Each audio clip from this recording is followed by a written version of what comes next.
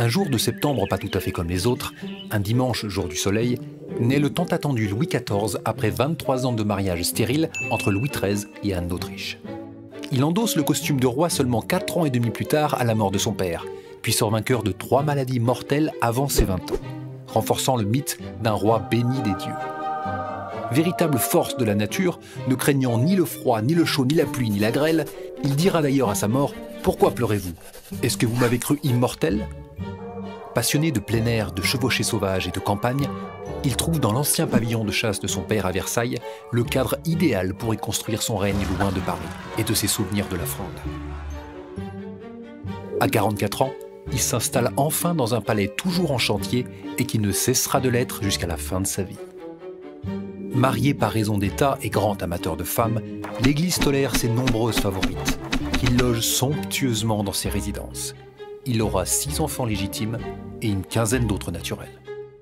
Sensible aux arts et fins politiques, il s'entoure des meilleurs artistes qui le lui rendent bien en faisant son éloge, le mettant par exemple en scène sous les traits d'Apollon sur le char du soleil.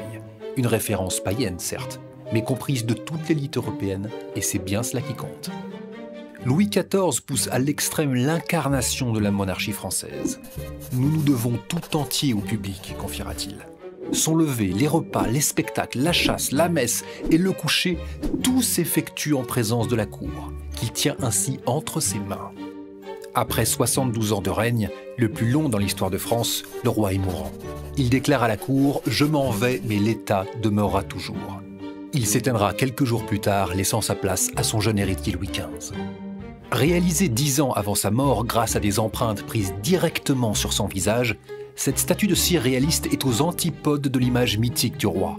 Elle donne l'image émouvante d'un homme marqué par la vieillesse.